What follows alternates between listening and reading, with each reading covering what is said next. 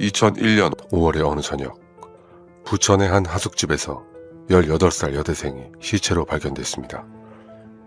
방 안에는 격투의 흔적이 없었습니다. 깨진 물건도 쓰러진 가구도 바닥에 남겨진 발자국도 없었습니다. 이불은 가지런히 접혀 있었고 그 아래에 그녀가 누워 있었습니다. 마치 잠든 것처럼. 가방이 사라져 있었습니다. 그 안에 들어있던 신용카드도 함께. 사라진 신용카드를 추적하자 사건은 예상하지 못한 방향으로 흘러갑니다. 카드를 사용한 사람은 피해자와 아무 접점이 없는 26살 남자였고, 그 남자의 거처에서 발견된 또 다른 남자는 체포되는 순간 갑자기 정신이 나간 사람처럼 행동하기 시작합니다. 그러나 군에서 넘어온 서류 한 장이 취조실 책상 위에 놓이는 순간 사건의 성격이 완전히 바뀝니다. 그 남자는 9명의 여성을 성폭행한 죄로 징역 15년을 선고받고 복역 중이던 군 수감자였습니다. 8일 전 새벽 2시, 성남의 한 군 병원에서 탈출한 사람이었습니다. 그를 감시하던 근무병은 졸고 있었고 외곽 초소도 위병소도 그를 막지 못했습니다. 훗날 법원의 판결문은 이렇게 적습니다. 이 사람이 풀려나면 시민이 다칠 수 있다는 사실은 충분히 예견 가능했다고. 알 수 있는 일이었습니다. 그러나 막지 못했습니다. 2001년 5월, 부천에서 벌어진 이 사건의 전말을 지금부터 전해드리겠습니다. 이야기를 시작하기 전에 무료 버튼인 구독과 좋아요 한 번씩만 눌러주시면 영상 제작에 큰 힘이 됩니다. 그럼 어메이징 미스터리 지금 바로 시작합니다. 이 이야기는 한 장교의 임관식에서 시작됩니다. 1998년 10월 1일, 손모 씨는 단기간 부사관 3기로 육군 소위에 임관했습니다. 22살이었습니다. 그는 사병 출신이었습니다. 의무 복무를 마치고 전역할 수도 있었지만 별도의 선발과 교육을 거쳐 장교가 되는 길을 선택했습니다. 군을 직업으로 삼겠다는 의지가 있었던 것입니다. 임관 일주일 뒤인 10월 7일, 강원도에 주둔한 육군 제11보병사단에 부임합니다. 소속은 사단 예하 20연대, 보직은 작전항공장교였습니다. 부임 직후 선임 장교가 그에게 하나의 임무를 더 맡겼습니다. 당시는 군 부대와 컴퓨터와 인터넷이 막 보급되기 시작한 시기였습니다. 그런데 이것을 제대로 다룰 줄 아는 사람이 부대에 많지 않았습니다. 손소위는 컴퓨터에 능숙했습니다. 본래의 작전항공장교 업무에 더해 부대 내 인터넷 교관 역할까지 맡게 된 것입니다. 업무가 하나 더 얹힌 셈이었지만 그는 짜증을 내지 않았습니다. 평일 낮에는 작전항공 업무를 처리했고, 오후에는 부대원들에게 컴퓨터 사용법을 가르쳤고, 저녁이면 다음날 교육 자료를 정리했습니다. 교육생들이 하나둘 컴퓨터를 다룰 수 있게 되었고, 작전항공 업무에도 큰 실수 없이 임무를 수행했습니다. 상관들은 이 신임 소위의 이름을 기억하기 시작했습니다. 이 시기 그를 본 사람들의 인상은 한결같았습니다. 성실한 사람, 말수가 많지 않지만 일은 정확한 사람, 대인관계에 모난데가 없는 사람. 이 평가는 단순히 주변인들의 기억이 아닙니다. 훗날 대법원 판결문에 그대로 기록됩니다. 임무 수행 능력이 뛰어났다. 성실하게 근무했다. 대인관계 또한 원만했다. 이 짧은 세 줄이 한참 뒤에 그의 사형 판결을 뒤집는 근거가 됩니다. 그러나 1998년 가을의 손소위는 그런 일이 벌어질 줄 알지 못했습니다. 그는 결혼도 했습니다.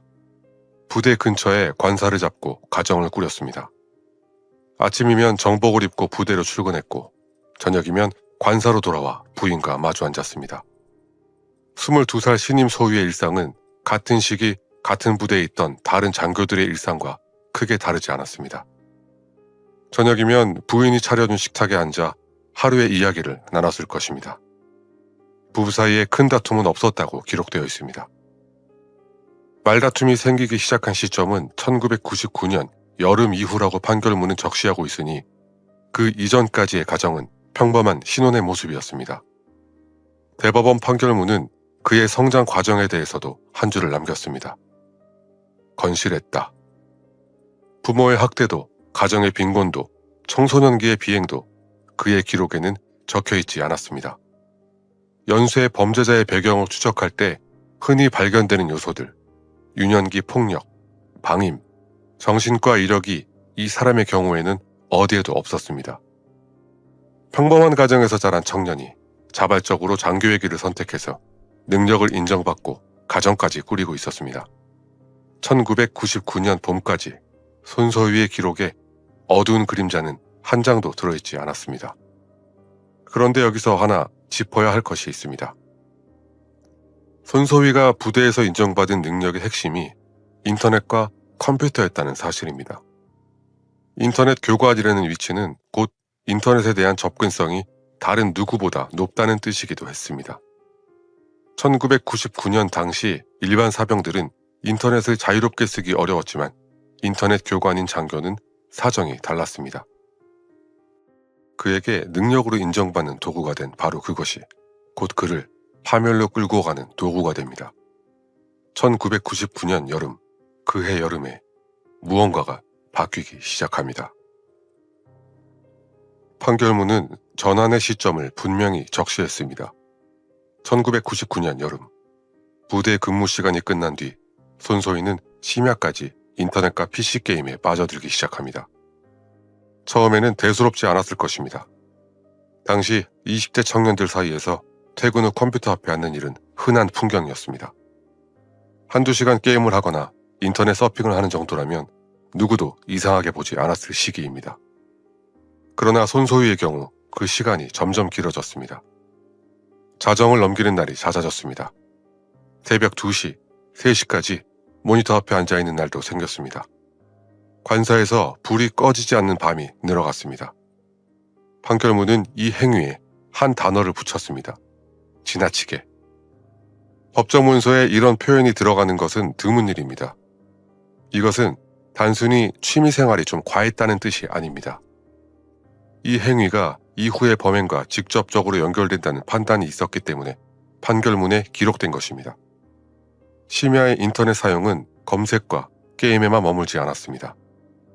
판결문에 따르면 손소희는 외국의 포르노 동영상을 비롯한 음란물에 탐닉했습니다.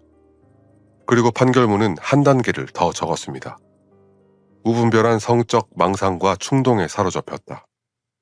이 문장은 판결문 원문에 그대로 적혀있는 표현입니다. 낮에 모범 장교가 밤이 되면 모니터 앞에서 다른 사람으로 바뀌고 있었습니다. 가정 안에서는 균열이 시작되었습니다. 밤늦게까지 자지 않는 남편을 두고 부인이 한마디를 했을 것이고 그가 짜증을 내며 답했을 가능성이 있습니다. 부부간 말다툼이 잦아지기 시작했다고 기록되어 있습니다. 낮 동안 부대에서 동료들과 나누던 대화도 줄어들었습니다. 식당에서 함께 밥을 먹는 시간이 짧아졌고 회식 자리에서 끝까지 앉아있는 일도 드물어졌습니다. 전입한 지 1년이 채 되지 않은 시점이었습니다. 모두가 인정했던 모범적인 모습이 조금씩 어그러지고 있었지만 부대 안에서 그 변화의 진짜 원인을 아는 사람은 없었습니다. 부부싸움이 잦아져서 좀 힘든가 보다 정도로만 생각했을 것입니다. 그도 그럴 것이 낮 동안의 손소희는 여전히 임무를 처리했습니다. 교육생들 앞에 서서 컴퓨터 사용법을 가르쳤고 상관에게 보고서를 올렸고 겉으로 보이는 일상의 형태는 무너지지 않았습니다. 무너진 것은 그 안에 있었습니다. 밤마다 그는 한 단계씩 더 깊은 곳으로 내려가고 있었습니다. 화면 속의 영상이 머릿속에 자리를 잡았고 자리 잡은 영상은 망상이 되었고 망상은 충동이 되었습니다. 그리고 그 충동을 그는 실제로 행동에 옮기기 시작합니다. 부대 밖이었습니다. 손소희가 향한 곳은 부대와 무관한 동네들이었습니다. 부대에서 차로 한참 떨어진 곳, 자신을 아는 사람이 없는 곳이었습니다. 그곳에서 그는 성폭행범이 되었습니다. 첫 번째 범행의 정확한 날짜는 공개되지 않았습니다. 확실한 것은 한 번으로 끝나지 않았다는 것입니다. 처벌 없이 첫 번째가 지나가자 두 번째가 이어졌습니다. 세 번째, 네 번째가 뒤따랐습니다. 낮에는 군부대 안에서 작전 항공 장교의 책상에 앉아있는 사람이 밤이면 부대 밖 어딘가의 골목에서 전혀 다른 사람이 되고 있었습니다. 군인이라는 신분이 오히려 가림막이 되었습니다. 제복을 입은 장교가 그런 일을 저지르는 사람일 것이라고는 아무도 의심하지 않았으니까요. 시간이 지나면서 범행은 점점 대담해졌습니다. 판결문에 기록된 수법들을 따라가면 그 변화의 궤적이 드러납니다. 그가 손에 댄 피해자 가운데 한 명은 만 14세였습니다. 중학교에 다니는 어린 학생이었습니다. 성인이 아닌 아이를 대상으로 삼은 것입니다. 이 한 줄은 판결문에 그대로 적혀 있습니다. 한 집안에 두 사람이 있는 상황에서도 범행을 멈추지 않았습니다. 여동생을 묶어둔 채 언니에게 범행을 한 사례가 있었습니다. 목격자를 통제하기 위해 물리적 구속까지 사용한 것입니다. 우연한 기회를 잡아 일어난 범행이 아니라 한 사람을 묶어두고 다른 사람을 범행 대상으로 삼을 만큼 계획적이었다는 의미입니다. 이미 한 번 범행을 당했던 피해자에게 3개월 뒤 다시 찾아간 사례도 있었습니다. 같은 사람을 두 번 노린 것입니다. 피해자가 신고하지 못할 것이라는 확신이 있었거나 충동을 통제할 수 없는 상태에 들어선 것이거나 어느 쪽이든 이것은 우발적인 범행이 아니었습니다. 심지어 자녀가 보는 앞에서 범행이 이루어진 사례도 있었습니다. 아이의 눈이 있다는 사실조차 그를 멈추게 하지 못했습니다. 이 수법들을 시간순으로 놓으면 하나의 패턴이 보입니다. 피해자 연령의 하향, 물리적 통제의 강화, 동일 피해자에 대한 재범, 목격자 존재에 대한 무시, 점점 대담해지고 점점 위험을 감수하는 방향으로 나아가고 있었습니다. 그리고 이 기간 동안 부대 안에서 그를 수상하게 여긴 사람은 있었습니다. 어두워지고 있다는 것을 알아챈 사람은 있었습니다. 그러나 그 어둠의 정체를 정확히 짚어낸 사람은 없었습니다. 가정에서도 마찬가지였습니다. 부인은 남편이 새벽까지 컴퓨터 앞에 앉아있다는 사실은 알았겠지만 그가 부대 밖에서 무슨 일을 저지르고 다니는지까지는 알지 못했습니다. 그렇게 1년이 넘는 시간이 흘렀습니다. 그동안 피해자는 한 사람씩 늘어 총 9명이 되었습니다. 여기서 한 가지 질문을 던져야 합니다. 현역 장교가 1년 넘게 9명의 여성을 성폭행하는 동안 왜 아무도 그를 막지 못했는가? 범행이 부대 외부에서 이루어졌으므로 부대 내 감시만으로는 포착이 어려웠을 수도 있습니다. 그러나 9건의 성폭행이 1년 넘게 이어지는 동안 각 지역의 경찰 수사와 군 수사기관 사이에 정보가 공유되었더라면 더 일찍 범인이 현역 군인이라는 사실에 도달할 수 있었을 것입니다. 이 질문은 이 사건 전체를 관통하는 하나의 키워드와 연결됩니다. 시스템의 빈틈. 성폭행 단계에서 시스템은 이미 한 번 실패했습니다. 그리고 그 이후 병원 탈출 단계에서 두 번째로 실패하면서 그 대가는 한 사람의 목숨이 됩니다. 마침내 발각된 정확한 경위는 공개된 자료에서 확인되지 않습니다. 확실한 것은 피해자가 9명까지 늘어난 시점에 손소위가 구속되었다는 사실입니다. 군 수사기관에 의해 신병이 확보되었고 군사법원 1심에서 징역 15년이 선고되었습니다. 24살에 받은 형량이었습니다. 15년을 모두 채우면 39살에 출소하게 되는 시간이었습니다. 20대 후반과 30대 전부를 교도소 안에서 보내야 하는 시간이었습니다. 그는 국군 교도소로 옮겨졌습니다. 여기서 이야기가 끝났어야 했습니다. 그러나 끝나지 않았습니다. 국군 교도소의 일상은 정해져 있었습니다. 정해진 시간에 일어나고 정해진 시간에 식사를 하고 정해진 자리에서 잠드는 생활. 손중이는 그 안에 있어야 했고 15년이라는 시간이 그를 가두고 있었습니다. 그런데 수감 생활 중 어느 시점 그가 허리 통증을 호소하기 시작합니다. 교도소 안의 의무시설에는 처리하기 어려운 상태라는 판단이 내려졌습니다. 외부의 군 의료시설로 이송해야 한다는 결정이 떨어졌습니다. 이 결정은 의료적으로는 타당한 것이었습니다. 수감 중에도 치료를 받을 권리는 보장되며 교도소 안에서 해결할 수 없는 질환이면 외부 병원으로 옮기는 것은 규정에 따른 절차입니다. 그러나 이 결정에는 한 가지 전제가 빠져 있었습니다. 이송되는 수감자가 어떤 인물인지에 대한 전제. 손중이는 단순한 수감자가 아니었습니다. 1년 넘게 9명의 여성을 성폭행한 연쇄 범죄자였습니다. 만 14세 소녀를 성폭행한 전력이 있었습니다. 여동생을 묶어놓고 언니를 성폭행할 만큼 대담한 인물이었습니다. 이런 수감자를 교도소 밖으로 꺼내는 순간 감시의 강도는 그 위험성에 비례해야 합니다. 2001년 5월 15일 경기도 성남의 국군수도병원. 호송 차량에서 수갑이 채워진 수감자가 내렸습니다. 병원 입구에서 인계 절차가 진행되었고 그 어떤 죄명으로 수감 중인 인물인지를 적은 서류가 함께 넘겨졌습니다. 연쇄 강간 및 강간 미수, 다수 피해, 징역 15년 복역 중.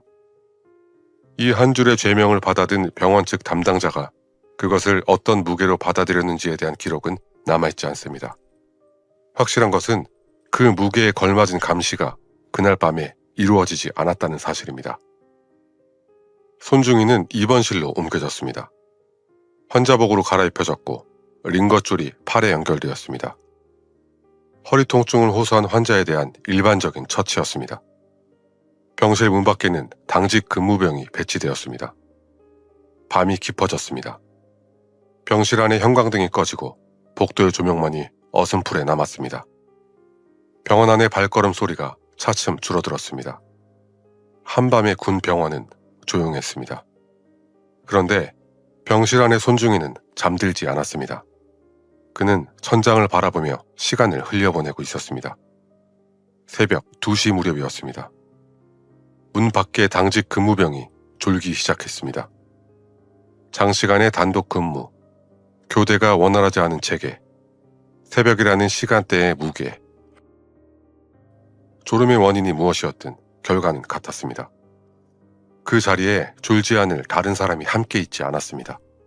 손중이는 그 기척을 듣고 있었습니다.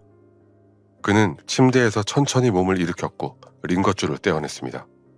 병실 문이 조용히 열렸습니다. 복도에는 의자에 앉은 채 고개를 떨구고 있는 병사가 있었습니다. 그 옆을 손중이가 지나갔습니다. 환자복 차림이었습니다. 한밤의 병원 복도에서 환자 한 명이 걷고 있는 것은 이상한 광경이 아닙니다. 화장실을 가는 것일 수도 있고 물을 마시러 나온 것일 수도 있습니다. 누군가 마주쳤다 해도 의심하지 않았을 것입니다. 그는 건물의 출구를 향해 걸음을 옮겼습니다. 병원 건물 외곽에는 외곽 초소가 있었고 위병소도 있었습니다. 군 시설인 만큼 내부에서 외부로 나가는 데는 여러 단계의 통제 지점이 존재해야 했습니다. 그러나 그날 밤 어느 통제 지점도 그를 막지 못했습니다. 훗날 서울지방법원의 판결문은 이 부분을 한 문장으로 정리합니다. 병실 및 외곽 초소, 위병소 경계병들의 근무 태만. 한 사람이 졸았다면 그것은 개인의 잘못일 수도 있습니다. 그러나 병실 앞, 외곽 초소, 위병소까지 복수의 지점이 동시에 무너진 것은 개인의 문제가 아니라 시스템의 문제입니다. 재판부도 같은 판단을 내렸습니다. 일선 경계병뿐 아니라 병원장, 교도소장의 수용자 관리 업무 소홀까지 함께 지적된 것이 그 근거입니다. 그렇게 손중이는 병원 외부로 빠져나갔습니다. 새벽 2시에 성남이었습니다. 거리에는 인적이 드물었습니다. 환자복 차림은 곧 일반 옷으로 바뀌었을 것이고 신원이 노출될 수 있는 차림은 1시간 안에 정리되었을 것입니다. 5월 중순의 새벽 공기는 아직 쌀쌀했습니다. 옷을 어디에서 구했는지는 기록에 없습니다. 확실한 것은 날이 밝기 전에 그가 일반인의 모습으로 바뀌어 있었을 것이라는 점입니다. 성남의 거리에서 환자복 차림의 남자를 목격했다는 신고는 공개된 자료에서 확인되지 않습니다. 그가 그 새벽을 어디에서 보냈는지에 대한 기록은 없습니다. 탈주의 첫째 날인 5월 15일, 그가 어디서 무엇을 했는지는 비어있는 시간입니다. 그가 다시 기록에 등장하는 것은 다음 날입니다. 5월 16일 오후 6시, 경기도 부천시 원미구 심곡동.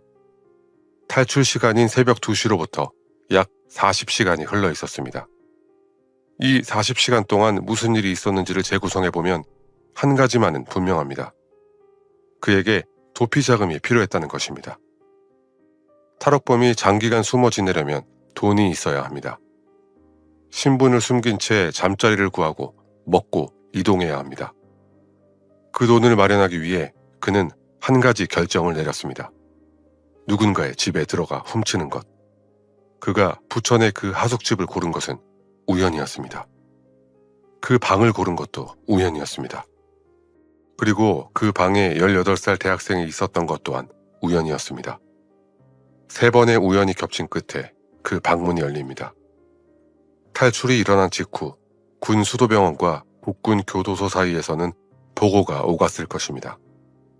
수감자의 도주 사실이 외부에 알려지기까지 얼마의 시간이 걸렸는지에 대한 정확한 기록은 공개되어 있지 않습니다. 그러나 결과는 분명합니다. 40시간 안에 그를 잡지 못했습니다.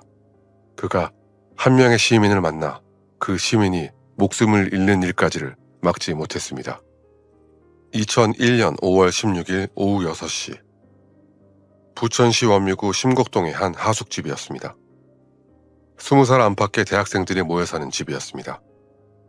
저녁이면 식당에서 밥 짓는 냄새가 복도까지 올라왔고 각 방에는 음악 소리, 통화 소리, 라면 끓이는 소리가 뒤섞이는 평범한 하숙집이었습니다.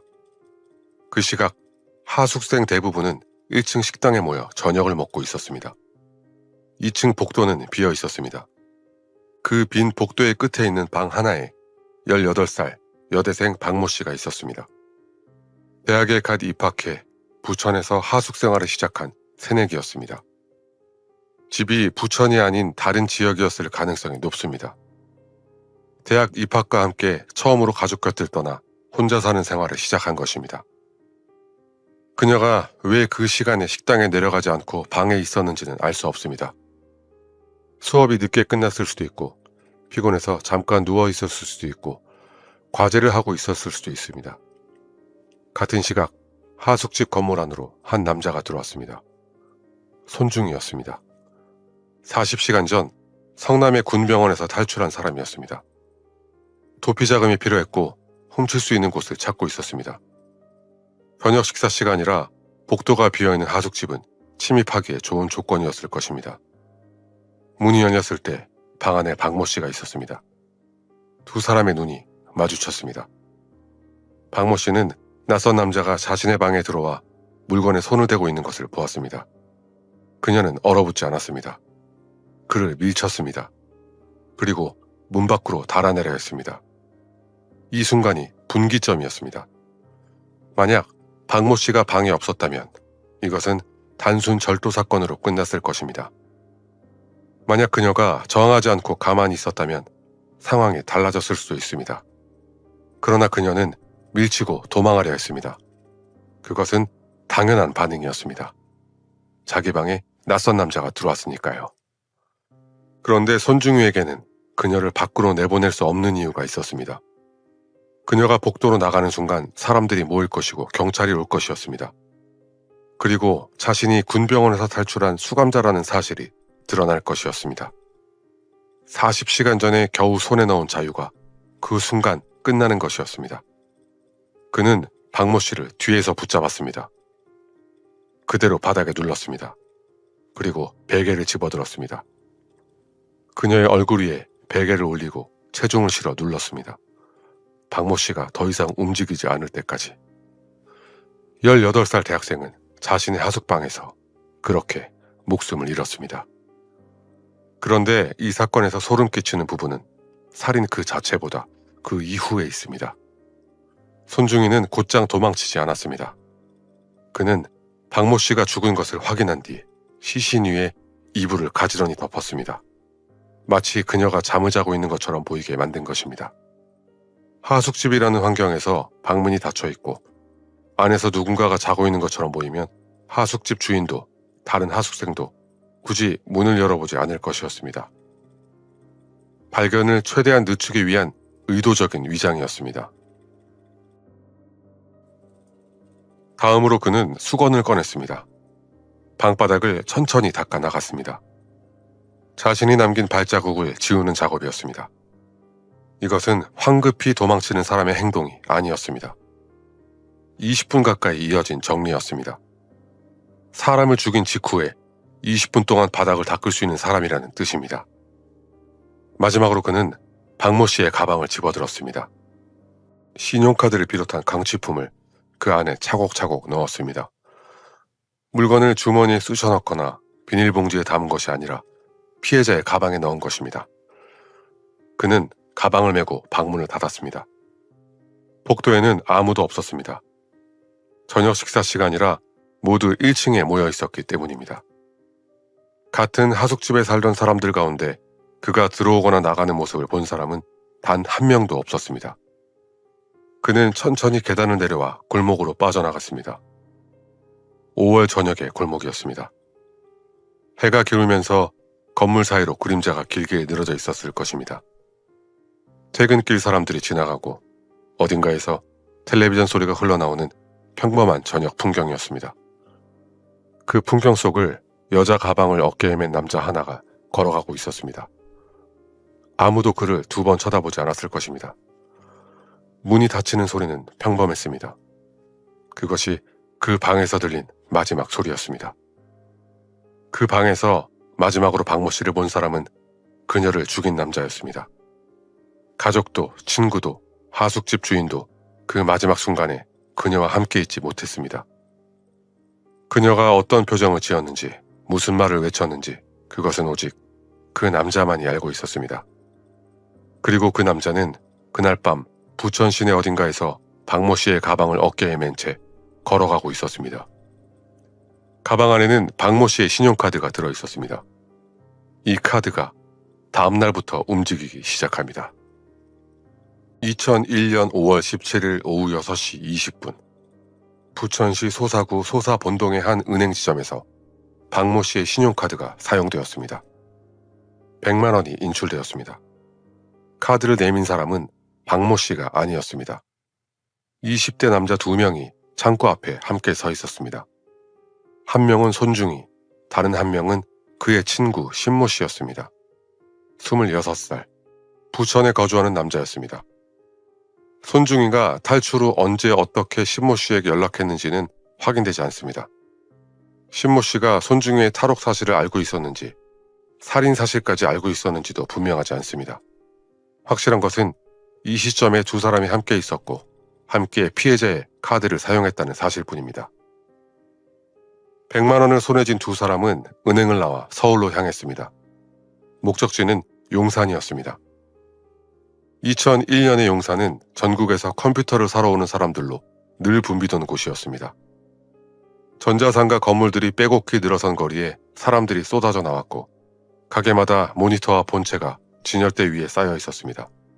2사람은 그 가게들 중 하나에 들어갔습니다.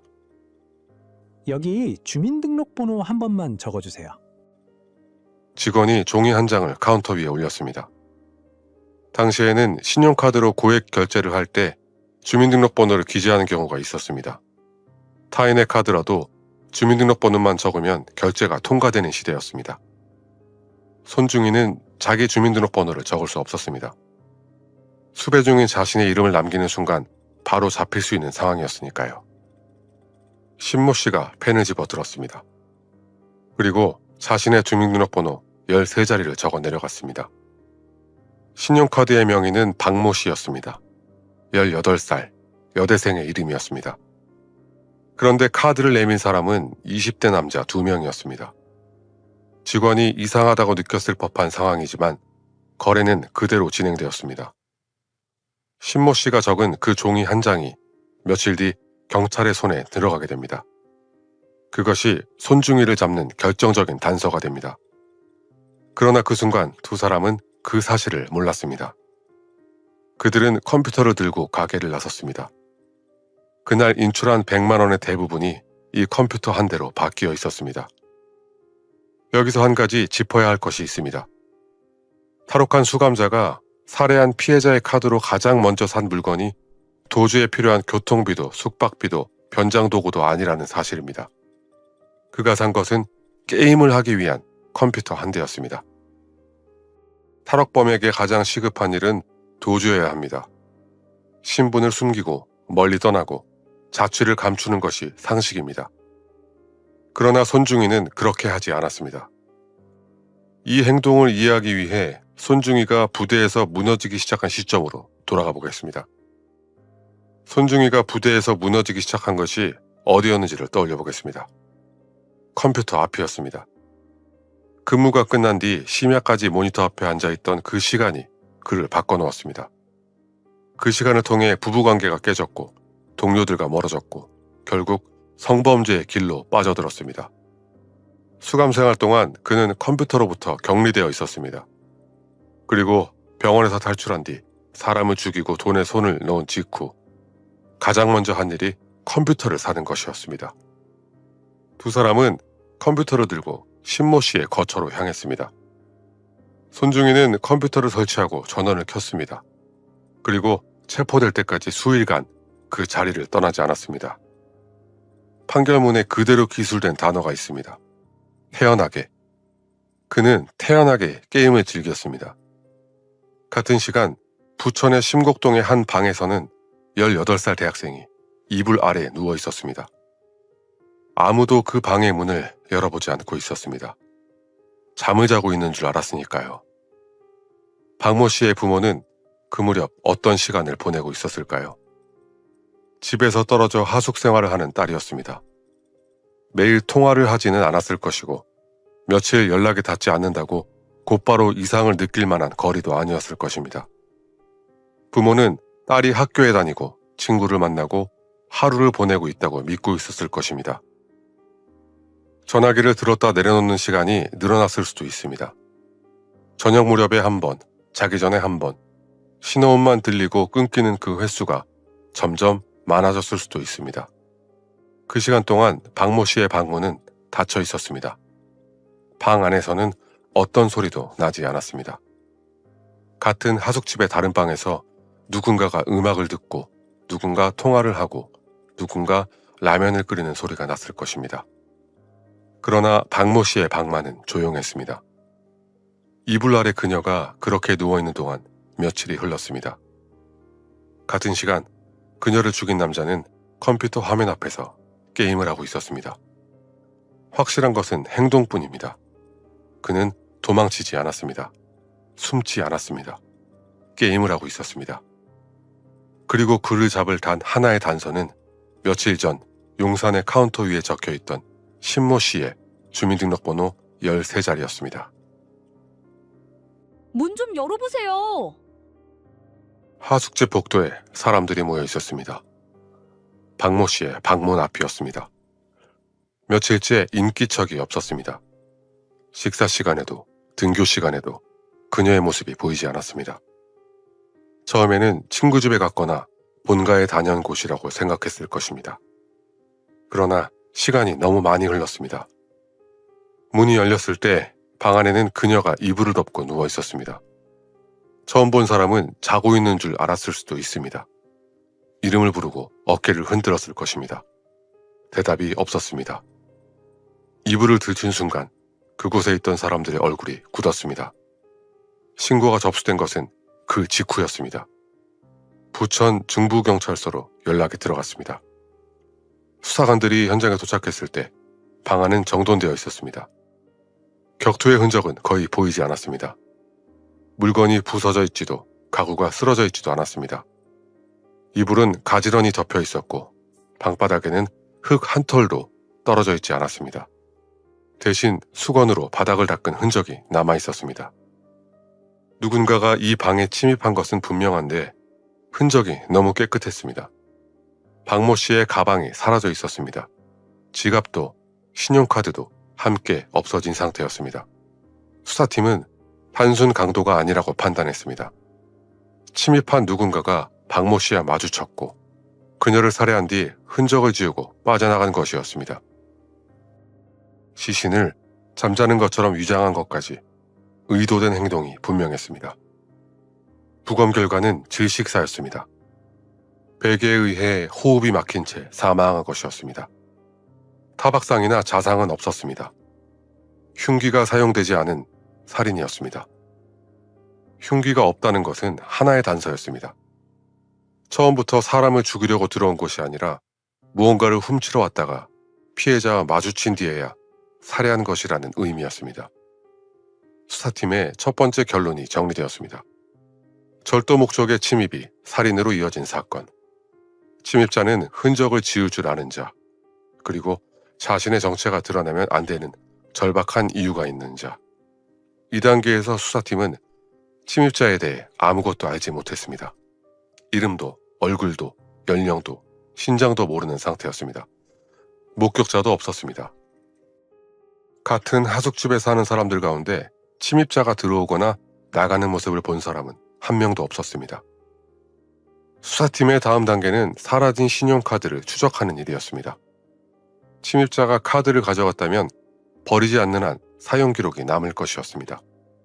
신용카드사의 사용 내역이 조회되었습니다. 곧 두 건의 거래가 잡혔습니다. 하나는 5월 17일 오후 6시 20분 부천시 소사구 소사본동의 한 은행 지점. 100만 원이 인출되어 있었습니다. 또 하나는 같은 날 서울 용산의 한 컴퓨터 가게. 컴퓨터 한 대가 결제된 기록이었습니다. 수사관들은 즉시 두 곳으로 향했습니다. 은행에서는 폐쇄로 화면에 두 사람이 함께 서 있는 모습이 확인되었습니다. 20대 남자 2명이 18살 여대생의 카드로 돈을 인출한 것이었습니다. 그러나 화면이 흐릿했습니다. 각도도 좋지 않아 얼굴을 식별할 수 있을 만큼 선명하지 않았습니다. 다음 단서는 용산 컴퓨터 가게에 있었습니다. 수사관들이 가게에 도착했을 때 직원이 그날의 결제 영수증을 꺼내왔습니다. 영수증과 함께 종이 한 장이 따라 나왔습니다. 신용카드 결제 시 본인 확인용으로 받아둔 종이였습니다. 그 위에는 펜으로 적힌 주민등록번호 13자리가 적혀 있었습니다. 수사관이 그 번호를 조회했습니다. 박모 씨의 번호가 아니었습니다. 26살 남자 신모 씨의 주민등록번호였습니다. 조회 결과가 책상 위에 놓였습니다. 주소, 직업, 주민등록상 가족관계, 별다른 전과 기록은 없는 부천시에 거주하는 평범한 청년이었습니다. 그런데 이 사람이 살해된 박모 씨와 어떤 접점을 가진 인물인지는 알 수 없었습니다. 박모 씨는 18살 대학 새내기였고 신모 씨는 26살 남성이었습니다. 같은 학교를 다닌 사이도 한 동네에 산 흔적도 보이지 않았습니다. 그렇다면 신모 씨가 박모 씨의 카드를 어떻게 손에 넣었는가? 직접 침입자였을 가능성, 침입자로부터 카드를 건네받은 가능성, 또는 카드의 출처를 모르고 사용했을 가능성. 수사팀은 가능성을 줄여나가며 곧장 신모 씨의 거처로 출발했습니다. 거처에 도착했을 때 집안에는 두 사람이 머물고 있는 흔적이 있었습니다. 찻잔이 2개, 신발이 2켤레, 그리고 책상 위에는 며칠 전에 산 듯한 컴퓨터 한 대가 놓여 있었습니다. 누군가 이곳에서 생활하고 있다는 것은 분명했습니다. 그러나 당장은 사람이 없었습니다. 수사관들은 거처 주변을 봉쇄하고 잠복에 들어갔습니다. 잠복은 기다림의 연속이었습니다. 거처 근처 건물에서 혹은 차량에서 수사관들은 교대로 출입구를 감시했을 것입니다.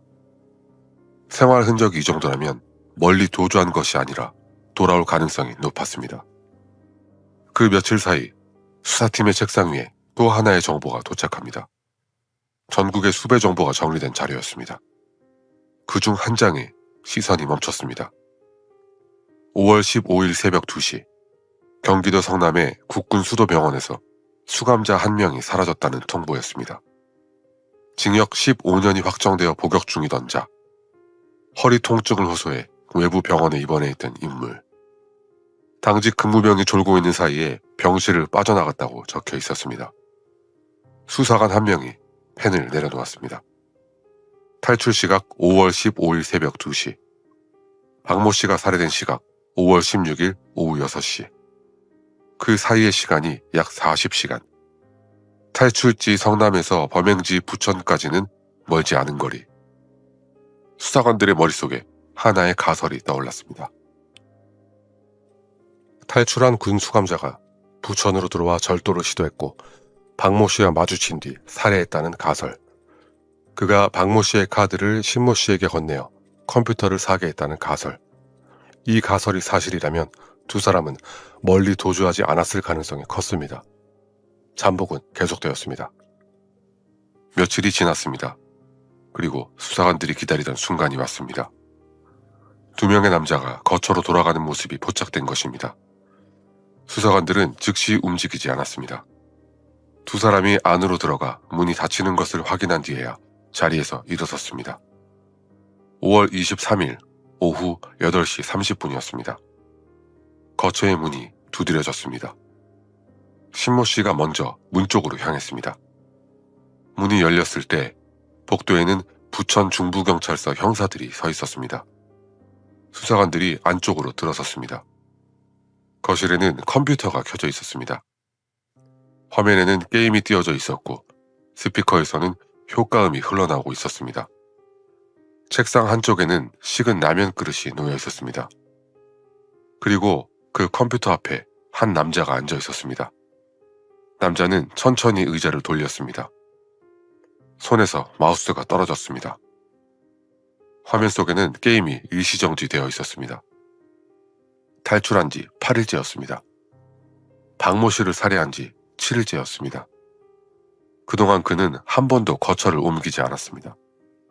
머리 모양을 바꾸지도, 안경을 쓰지도, 신분증을 위조하지도, 새 신분으로 이주를 준비하지도 않았습니다. 그가 한 일은 컴퓨터를 사고 화면 앞에 앉는 일뿐이었습니다. 거실 안쪽에는 박모 씨의 가방이 그대로 놓여 있었습니다. 신용카드도 함께 있었습니다. 피해자의 가방을 들고 와 거처에 두고 그 안에 카드로 돈을 뽑아 컴퓨터를 사고 그 컴퓨터 앞에서 게임을 하는 동안 그는 카드도 가방도 처분하지 않았습니다. 수사관이 이름과 신분을 물었습니다. 남자는 곧장 답하지 않았습니다. 수사관을 빤히 쳐다보더니 입가가 미세하게 움직이면서 알아들을 수 없는 말이 흘러나왔습니다. 수사관이 다시 물었습니다. 남자는 같은 식으로 응답했습니다. 말이 되지 않는 단어들이 이어졌고 눈동자에 초점이 흐려져 있었습니다. 남자는 정신 이상 행세를 시작하고 있었습니다. 심신미약이 인정되면 형이 줄어들 수 있습니다. 심신상실까지 인정되면 처벌을 면할 수도 있었습니다. 그가 이 법적 지식을 가지고 있었고 체포 순간부터 이것을 실행에 옮긴 것입니다. 수사관은 그의 손목에 수갑을 채웠습니다. 부천 중부경찰서 취조실. 테이블 맞은편에 앉은 남자는 여전히 초점 없는 눈으로 알아들을 수 없는 말을 중얼거리고 있었습니다. 수사팀은 신모 씨를 따로 분리해 먼저 조사했습니다. 신모 씨는 처음에는 입을 다물고 있었으나 시간이 흐르면서 진술을 시작했습니다. 손중이라는 이름, 육군 중이라는 사실, 며칠 전 군 병원에서 탈출해 자신에게 찾아왔다는 사실, 함께 은행에서 100만 원을 인출했다는 사실, 용산에서 컴퓨터를 살 때 자신의 주민등록번호를 적었다는 사실, 그리고 손중이가 자신에게 알리바이를 만들어두라고 지시했다는 사실까지. 수사관은 그 진술 내용을 한 줄씩 짚어가며 취조실의 남자에게 보여주었습니다. 남자는 종이를 보지 않으려는 듯 시선을 돌렸습니다. 수사관은 종이를 그의 정면으로 더 가까이 밀었습니다. 남자의 눈동자가 종이 위로 잠시 떨어졌다가 다시 천장을 향했습니다. 이대로는 시간이 길어질 것이었습니다. 그러나 수사관들에게는 또 하나의 자료가 도착해 있었습니다. 군에서 보내온 인적 사항이었습니다. 손중이 1976년생, 단기간 부사관 3기, 1998년 10월 1일 소위 임관, 육군 제11보병사단 예하 20연대 소속 작전항공 장교, 징역 15년 확정 후 국군 교도소 수감, 2001년 5월 15일 새벽 2시 국군 수도병원에서 탈출, 그리고 문서의 마지막 줄, 이전 죄명, 연수의 강간 및 강간 미수, 피해자 9명, 그중 1명은 만 14세. 수사관들의 표정이 굳었습니다. 지금 그들 앞에 앉아 정신 이상 행세를 하고 있는 남자가 1년이 넘는 기간 동안 9명의 여성을 성폭행한 자였습니다. 수사관 한 명이 자료를 들고 다시 취조실로 돌아갔습니다. 이번에는 질문을 하지 않았습니다. 남자 앞에 자료를 천천히 펼쳤습니다. 소위 시절의 임관 사진, 군 인사기록, 이전 범행의 죄명과 형량, 그리고 가장 아래에 5월 16일 부천 신곡동 하숙집의 현장 사진. 이불이 가지런히 덮인 방. 수사관은 한마디도 하지 않았습니다. 손중이가 그 사진들을 내려다봤습니다. 한참 동안 시선이 머물렀습니다. 그러더니 변화가 일어났습니다. 눈동자의 초점이 한 곳으로 모였습니다. 흐릿한 시선이 사라졌습니다. 알아들을 수 없는 중얼거림이 멈추었습니다. 그는 천천히 의자에 등을 기대고 다리를 꼬고 한 손으로 턱을 받쳤습니다. 조금 전과는 전혀 다른 사람이었습니다. 손중이가 입을 열었습니다. 또렷하고 평범한 한국어였습니다. 도피 자금이 필요해 하숙집에 들어갔다는 것, 박모 씨가 자신을 보고 밀치며 달아나려 했다는 것, 탈옥 사실이 발각될까봐 그녀를 이불과 베개로 눌렀다는 것, 이 모든 진술이 짧은 시간에 정리되어 나왔습니다. 신모 씨의 진술과 거의 일치했습니다. 자백이 끝난 뒤에도 그의 표정에는 큰 변화가 없었습니다. 자기가 한 일이 맞다고 인정한 직후의 사람치고는 동요가 너무 적었습니다. 그날 밤 부천 중부경찰서에서 통보 한 통이 발송되었습니다. 수신처는 육군 수도군단 군사경찰대, 당시에는 헌병대로 불렸습니다. 내용은 짧았습니다. 군 수감자 손중이 강도살인 등의 혐의로 신병을 인계함. 탈출 8일 만에, 살인 7일 만에 부천 중부경찰서가 그를 검거했습니다. 컴퓨터의 전원이 꺼졌고 모니터의 화면이 검게 변했습니다. 그 화면이 꺼진 시각이 손중이의 자유가 끝난 시각이었습니다. 손중이가 호송 차량으로 옮겨질 때 그는 머리를 푹 숙이지도 얼굴을 가리지도 않았습니다. 양쪽 수사관 사이에 끼인 채 그저 걸음을 옮겼습니다. 8일 전 병원 복도를 빠져나갈 때의 조심스러운 발걸음과는 달랐습니다. 더 이상 숨길 것이 없는 사람의 걸음이었습니다. 차 문이 닫혔고 차량이 출발했습니다. 손중이가 헌병대 차량에 실려 떠난 뒤에도 부천 중부경찰서에는 풀리지 않는 것이 하나 남아 있었습니다. 수사관 한 명이 책상에 앉아 군에서 넘어온 인사기록을 다시 들여다보고 있었습니다. 문서의 첫 페이지. 임무 수행 능력이 뛰어남, 성실하게 근무함, 대인관계의 원만함, 부대 내 인터넷 교관으로 활동, 결혼한 가정의 가장. 다음 페이지. 연쇄 강간 및 강간 미수, 피해자 9명, 그중 1명은 만 14세, 여동생을 묶어두고 언니를 성폭행, 3개월 뒤 동일 피해자를 재방문하여 재범, 자녀가 보는 앞에서 범행. 같은 사람의 기록이었습니다. 앞에 2장과 뒤에 2장 사이에는 겨우 1년의 시간밖에 없었습니다. 1998년 가을 부대에 부임해 모범장교로 인정받던 사람이 1999년 여름을 기점으로 연쇄 성폭행범이 되었습니다. 그리고 징역 15년을 선고받아 교도소에 수감된 뒤 병원에서 탈출해 사람을 죽이고 피해자의 돈으로 컴퓨터를 사서 게임을 하다가 잡혔습니다. 수사관은 펜을 내려놓았습니다. 범행의 경위는 밝혀졌습니다.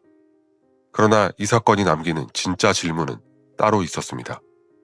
왜 이런 일이 가능했는가? 이 질문에 답하려면 시스템이 실패한 지점들을 하나씩 짚어야 합니다. 첫 번째 실패는 연쇄 성폭행 단계에서 일어났습니다. 현역 장교가 1년 넘게 9명의 여성을 성폭행하는 동안 군 내부에서도 각 지역의 경찰 수사에서도 이를 한 사람의 행위로 묶어내지 못했습니다. 부대 밖에서 범행이 이루어졌기 때문에 부대 내 감시만으로는 어려웠다고 할 수 있지만 여러 지역에서 발생한 유사수법의 성폭행이 한 인물의 이름 아래 모이기까지는 1년이 넘는 시간이 걸렸다는 것 자체가 시스템의 구멍입니다. 두 번째 실패는 병원 탈출 단계입니다. 9명을 성폭행해 징역 15년을 복역 중이던 수감자를 외부 병원으로 이송하면서 새벽 시간대에 감시를 졸 수 있는 병사 1명에게 맡겼습니다. 병실뿐 아니라 외곽 초소, 위병소까지 모든 경계 지점이 동시에 무너졌습니다.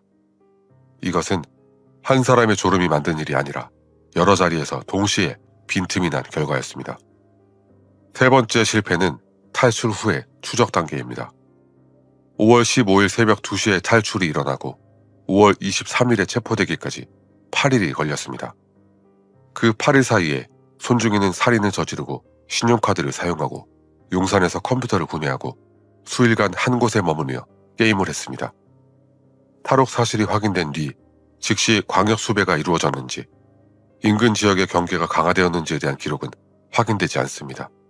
그러나 결과가 말해줍니다. 40시간 안에 그를 잡지 못했고 그 40시간 안에 한 사람이 죽었습니다. 이 세 번의 실패가 연쇄적으로 겹치면서 손중이 개인의 범죄가 18살 대학생의 죽음으로 귀결되었습니다. 만약 성폭행이 더 일찍 발각되어 더 엄중한 조치가 이루어졌다면, 만약 병원 이송 시 감시체계가 한 명의 각성 상태에 의존하지 않는 구조였다면, 만약 탈옥 후 추적이 하루 만에 완료되었다면, 이 가운데 하나라도 현실이 되었다면 박모 씨는 살아있었을 것입니다. 그리고 이 물음에 대해 훗날 법원이 정면으로 답하게 됩니다. 그러나 그 재판이 열리기 전에 먼저 손중이 자신의 재판이 시작되어야 했습니다. 보통 군사법원의 법정이었습니다. 손중이가 피고인석에서 일어섰습니다. 손목에는 수갑이 채워져 있었습니다. 검찰관이 공소사실을 읽어 내려갔습니다. 첫 번째 죄목은 군무 이탈. 군인이 정해진 자리를 무단으로 이탈한 죄였습니다. 두 번째 제목은 강도살인. 타인의 재물을 강제로 빼앗는 과정에서 사람을 죽인 죄였습니다. 검찰관은 사형을 구형했습니다. 손중이 측은 변호인을 통해 반박했습니다. 처음 침입은 살인을 위한 것이 아니었다는 점, 피해자가 밀치고 달아나려 하자 탈옥 사실이 발각될 것을 걱정해 충동적으로 이를 저질렀다는 점, 이 두 가지를 들어 사형은 과중하다고 주장했습니다. 그러나 손중이에게 불리한 요소는 훨씬 많았습니다. 9명에 대한 연쇄 성폭행 전과, 수감 중 탈옥이라는 가중 사유, 탈출 다음 날 곧장 사람을 죽였다는 시간의 짧음, 살해 이후 시신을 위장하고 발자국을 닦은 계획적 은폐 행위, 그리고 체포 후 정신 이상을 가장한 행동, 이 모든 것이 반성 없는 태도로 평가되었습니다. 판결이 내려졌습니다. 사형. 손중이는 곧장 항소했습니다. 고등 군사법원 2심이 열렸습니다. 손중이 측은 같은 주장을 다시 펼쳤습니다. 충동적인 범행이었다는 점, 성장 과정이 건실하다는 점, 부대에서 모범장교로 인정받았다는 점, 법원은 항소를 기각했습니다. 1심의 사형이 그대로 유지되었습니다. 두 단계의 군사법원이 모두 같은 결론을 내린 것입니다. 그러나 이 사건에는 한 단계가 더 남아 있었습니다. 대법원. 대법원의 판단은 앞선 두 법원과 달랐습니다. 대법원은 원심을 파기하고 사건을 다시 하급심에서 심리하라고 환송했습니다. 파기 이유는 판결문 한 문장에 담겨 있었습니다. 충동적으로 범죄를 저지른 데다 성장 과정이 건실하고 범행 전에는 부대에서 충실하게 군대 생활을 해온 점으로 미뤄 교화의 여지가 있는 만큼 사형은 과중하다. 이 한 문장을 분해하면 대법원이 고려한 요소가 4가지입니다.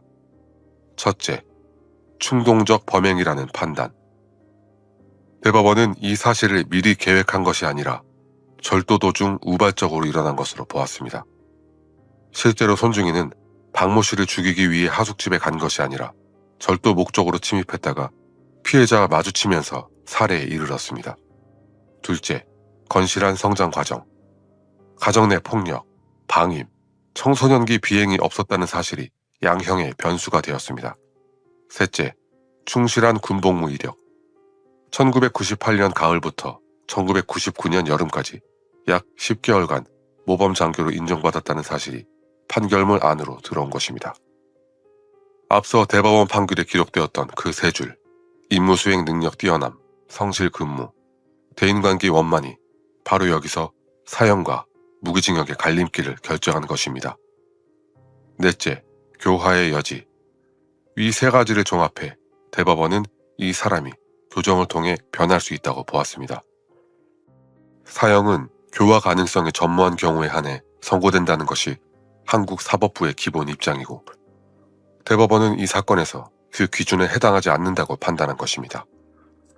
이 판결을 어떻게 볼 것인가? 여기에는 두 개의 시선이 있습니다. 사법제도의 시선에서 보면 사형은 되돌릴 수 없는 형벌입니다. 한국에서는 1997년 이후 사형 집행이 이루어지지 않고 있습니다. 계획살인이 아닌 충동적 강도살인에서 범인의 배경이 양호한 경우 무기징역을 선택하는 것은 법리적으로 무리가 없는 판단입니다. 피해자 가족의 시선에서 보면 이야기는 완전히 다릅니다. 9명을 성폭행하고 탈옥해서 하루 만에 18살 대학생을 이불과 베개로 눌러 죽인 사람. 그 사람에게 교화의 여지가 인정된 것입니다. 성장 과정이 건실하다는 이유로, 부대에서 충실하게 군생활을 했다는 이유로 대법원의 파기환송에 따라 사건은 다시 하급 군사법원으로 돌아갔습니다. 파기환송심에서 새 판결이 내려졌습니다. 무기징역. 강도살인의 법정형이 사형 또는 무기징역 둘 중 하나뿐이므로 사형이 부적절하다고 판단된 이상 남은 자리는 하나뿐이었습니다.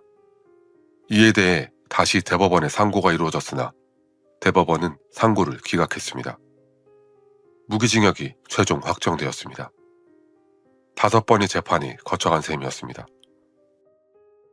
한 사건에 대해 법정이 5번 열리고 판사가 5번 판결문을 쓰고 피고인이 5번 판결을 들었습니다.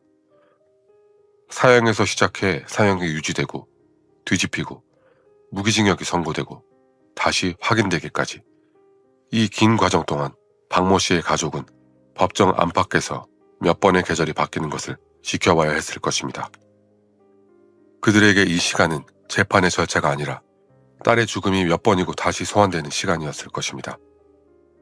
5단계의 재판이었습니다. 1심 사형, 2심 항소 기각, 사형 유지, 3심 파기환송, 파기환송심 무기징역, 대법원 상고 기각. 무기징역이 확정되면서 손중이는 군에서 제적되었습니다.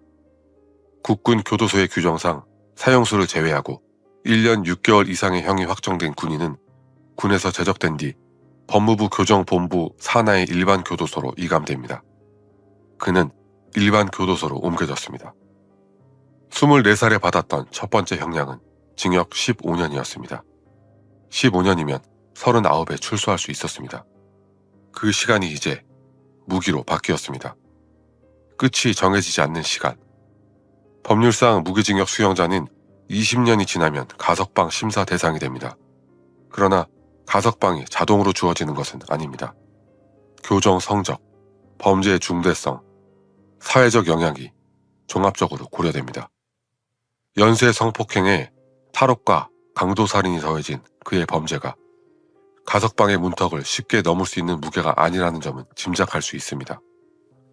손중이의 형사 절차는 이로써 끝이 났습니다. 그러나 이 사건의 재판은 아직 하나가 더 남아 있었습니다. 박모 씨의 가족이 법정에 서야 할 차례였습니다. 이번에 그들이 마주한 피고는 손중이가 아니었습니다. 대한민국이었습니다. 원고 박모 씨 유족 5명, 피고 대한민국. 2003년 서울지방법원 민사합의 16부의 법정이었습니다. 원고 측 자리에는 박모 씨의 부모를 비롯한 가족 5명이 앉아 있었습니다. 피고 측 자리에는 국가의 대리인이 앉아 있었습니다. 이 재판에서 다투어지는 것은 하나였습니다. 박모 씨가 자신의 하숙방에서 목숨을 잃은 일에 대해 국가의 책임이 있는가? 원고 측 변호인이 자료를 펼쳤습니다. 손중유의 전과, 탈출 경위, 박모 씨가 목숨을 잃기까지의 과정이 한 장씩 법정 안에 놓였습니다. 원고 측의 주장은 2가지였습니다.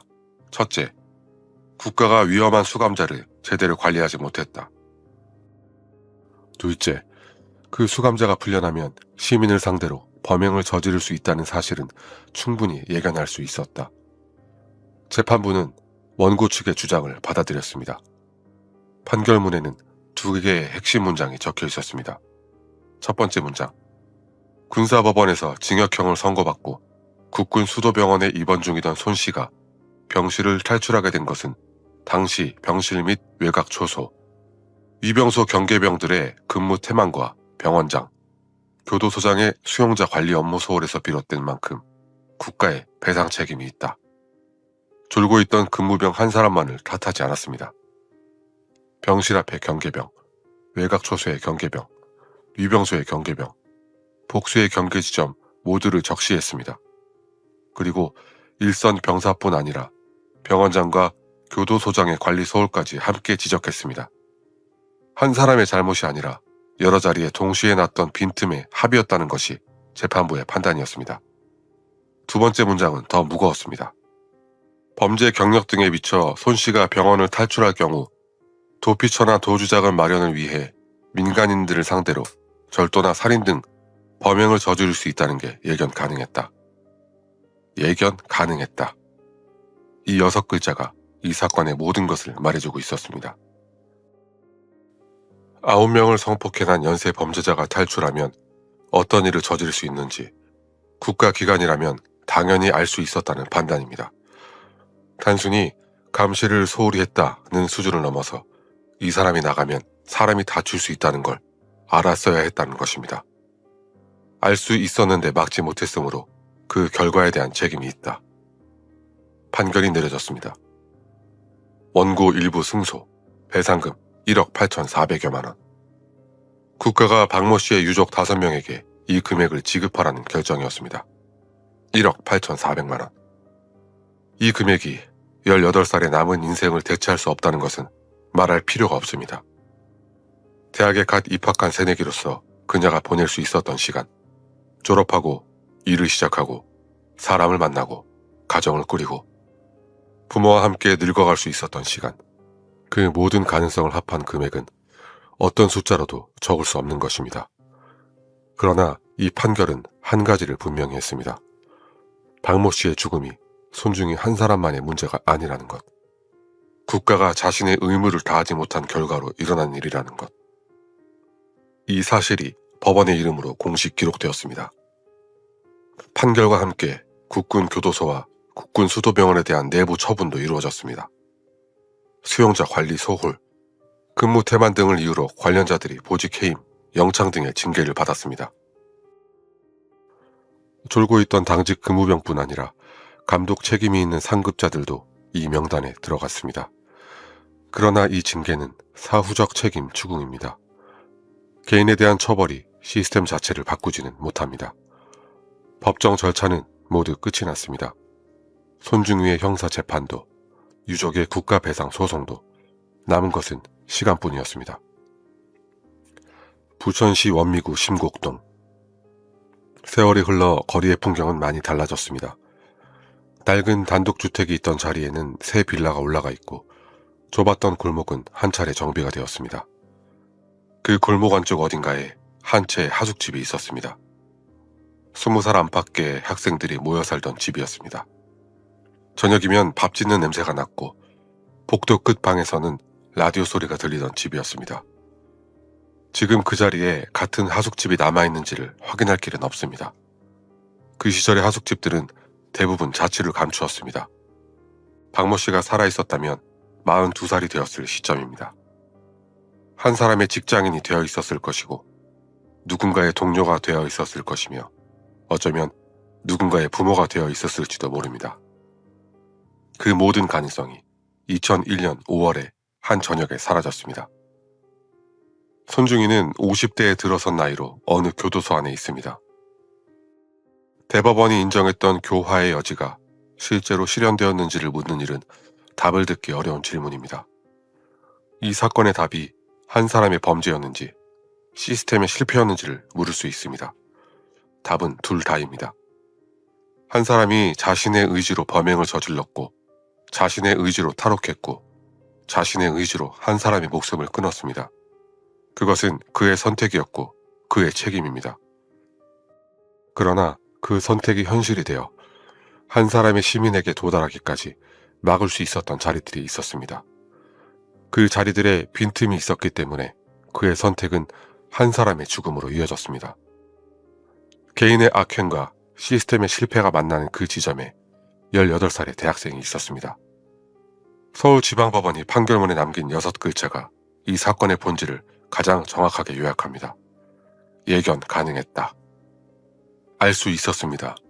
막을 수 있었습니다. 그러나 막지 못했습니다. 그리고 한 사람이 죽었습니다. 이 사건을 기억하는 일이 다음에 한 사람을 지키는 일의 시작이 될 수 있기를 바랍니다. 끝까지 시청해주셔서 감사합니다. 지금까지 어메이징 미스터리였습니다.